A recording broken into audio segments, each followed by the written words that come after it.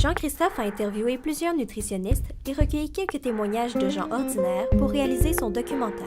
L'alimentation équilibrée, c'est d'abord tenir compte de ses besoins, ensuite on tient compte de ses goûts, puis ensuite on fait de la variété. Si on est un athlète de haut niveau, puis si on est un étudiant au cégep, on n'a pas les mêmes besoins.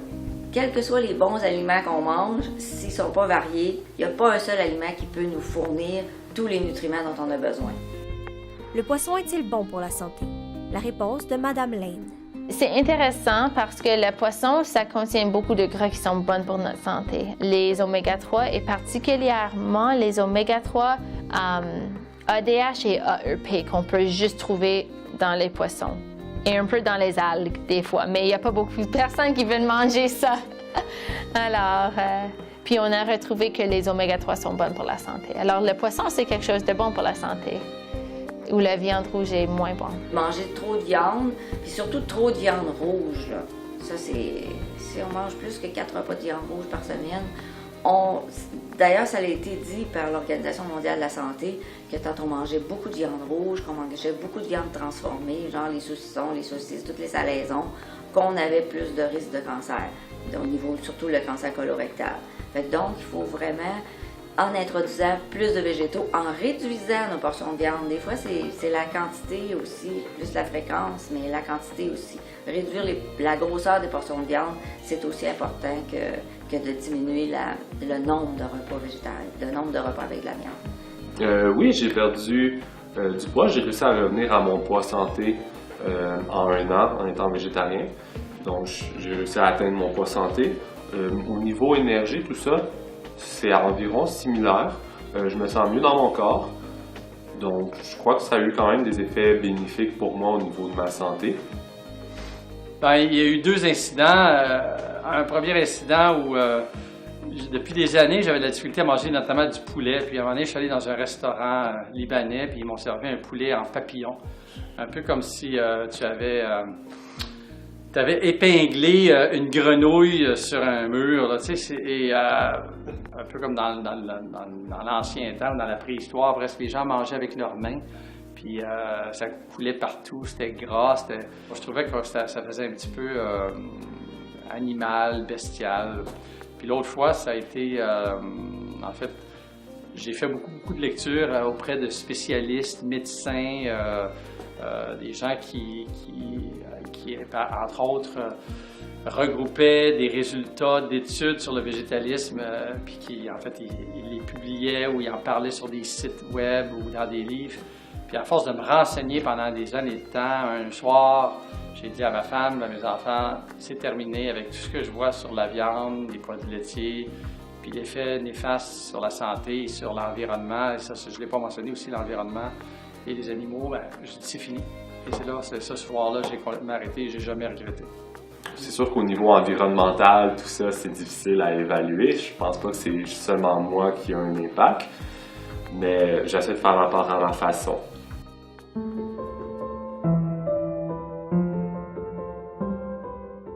Bonjour! Alors moi, je suis végane depuis quelques années et je vais vous montrer dans mon panier qu'est-ce que j'ai. Alors j'ai un jus vert ici, aucun sucre, tout naturel, rien d'ajouté, seulement des ingrédients santé. Ensuite de ça, j'ai du hummus, qui est une bonne protéine. C'est une purée de pois chiches. Ensuite de ça, j'ai du kombucha, très bon pour le système immunitaire. C'est une espèce de thé, il y a du thé, c'est fermenté. C'est excellent, c'est pétillant. Contient quasiment pas de sucre, mais c'est du sucre naturel. Ensuite de ça, j'ai du lait et non du lait de vache, du lait d'amande avec beaucoup de sans sucre ajouté, beaucoup de protéines, de vitamine A, calcium 30%, vitamine D, tout ce qu'il faut. Et j'ai des bons petits rouleaux ici de crudescence, qui est un restaurant végétalien, aucun produit animal, des bons petits rouleaux, santé, avec pois chiches et légumes, dans une petite pâte de légumes aussi. enroulé dans une petite pâte de légumes. Alors, j'ai tout ce qu'il faut pour être en bonne santé. Pas besoin de produits animaux, pas besoin de sucre, de gras. Selon Mme Starenkij, la viande ne doit pas être la base de notre alimentation. Peu importe, la base doit être végétale. Le problème nord-américain, c'est que la base de l'alimentation, c'est la viande. Et autour, on met un petit peu de petits pois, un petit peu de frites, et puis un petit peu, je ne sais pas trop quoi. Puis avec ça, on met un gros gâteau avec 2 boules de crème glacée. C'est déséquilibré. Mais la base alimentaire, ce sont les céréales complètes, les légumineuses. Si on ajoute à ça un peu de viande, c'est pas un problème. Mais en quantité, en fait, on ne devrait jamais avoir 3 repas de viande par jour, c'est excessif. Même 2 repas de viande par jour, c'est excessif. À 18 kilos de viande par an et par personne, les Méditerranéens mangent de la viande aux fêtes, aux grandes fêtes religieuses, aux fêtes d'anniversaire. Je veux dire, ils en mangent de façon occasionnelle. Non, pas du tout. Ça ne fait pas partie d'une diète que je dois absolument manger de la viande. Tu as entièrement raison. Je peux être 2-3 jours sans manger de la viande. Ça dépend. Comment je pourrais dire? Il faut varier ses menus aussi. Il ne faut pas toujours manger les mêmes choses. Que ce soit même dans les légumes. Il ne faut pas toujours manger des carottes. Il faut manger des brocolis. Il faut manger des légumineuses. Il faut manger un peu toutes sortes de choses. Fait que quand tu regardes dans un ensemble de semaines, de la viande, comme la dernière semaine, je l'ai mangée 1 fois. Donc, pour moi, c'est pas... le problème est toujours dans les excès. Tu comprends? Pour moi, là, quand je reviens encore à l'équilibre, c'est dans les excès. Et c'est certain qu'il y a des fois, il faut être un peu à l'écoute de son corps, peut-être. Et je te dirais que des fois, de manger un peu de viande, au niveau de l'énergie, je vais le ressentir. Okay? Mais d'en manger trop, je vais aller dormir. Oui, pourquoi les gens boivent de l'alcool? Pourquoi les gens fument? C'est la même chose. Pourquoi on prend tant de café? C'est qu'à un moment donné, je veux dire, tant que ça fait pas mal, on n'en est pas conscient. On n'en est pas conscient. Puis souvent, on change d'alimentation parce qu'on commence à avoir mal, mais déjà c'est trop tard. Mais pourquoi on ne s'alimente pas mieux? C'est de l'ignorance, je pense. C'est de l'ignorance parce qu'on ne se rend pas compte que si on mange mal ou qu'on ne mange pas ce qu'on a besoin de manger, c'est que tôt ou tard, notre corps il va s'affaiblir puis il sera plus capable de combattre tout ce qui nous agresse dans notre environnement ou dans notre vie, que ce soit le stress, que ce soit la pollution, peu importe, là, quand on donne pas les... C'est comme si vous aviez votre voiture puis vous ne mettez pas la bonne sorte d'essence dedans, vous ne l'entretenez pas, à un moment donné, elle va être vieille avant son temps. Puis c'est ça qui nous arrive avec notre corps aussi. Si on ne le nourrit pas bien, il va être vieux avant son temps. Moi, je réfère souvent à quelque chose qu'on appelle l'assiette parfaite ou l'assiette saine. Puis tout ce que c'est une assiette qui a 3 parties. Puis il y a une partie qui est la moitié de l'assiette, puis ça, c'est les légumes. Et on peut aussi mettre un fruit, un morceau de fruit dans cette moitié d'assiette.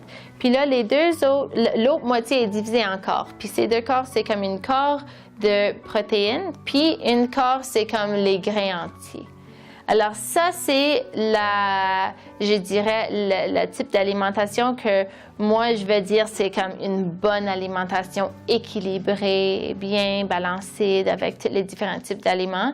Puis on peut aussi ajouter un petit produit laitier ici, puis là, dans la journée aussi. Si on est vegan ou végétarien, on peut ajouter aussi des produits laitiers qui sont des produits soya, comme le lait soya et des choses comme ça. Ça va aussi contenir la vitamine D et calcium que contient notre lait normal. Mais moi, je crois dans le genre humain. Je crois que l'être humain, effectivement, c'est on pourrait dire ça entre guillemets, une race supérieure. C'est celle qui domine toutes les autres, tout le règne animal. Et on continue en fait, on développe notre intelligence, puis on va être, et on l'est de plus en plus intelligent, même si il y a des gens dans le monde qui font des conneries ou qui disent des conneries, si on le sait, là. Mais de façon générale, là, si on regarde la masse, je pense qu'on devient de plus en plus connaissant des bons comportements à avoir. Et moi, j'ai confiance que graduellement, les gens vont réaliser l'importance de couper la consommation de viande puis de remplacer par des végétaux. Je ne crois pas que les gens devraient nécessairement tous devenir végétariens. Je crois plutôt que les gens devraient se conscientiser sur le fait qu'on mange trop de nourriture en Occident et qu'il est préférable, tant pour notre santé que pour l'environnement, que pour la planète, de réduire notre consommation de viande. Moi, j'ai plutôt l'optique que les gens devraient essayer de se conscientiser à réduire leur consommation de viande qu'à arrêter complètement leur consommation de viande. À la lumière de ce que vous avez entendu et vu, Jean-Christophe espère que vous êtes plus outillé pour adopter de bonnes habitudes alimentaires.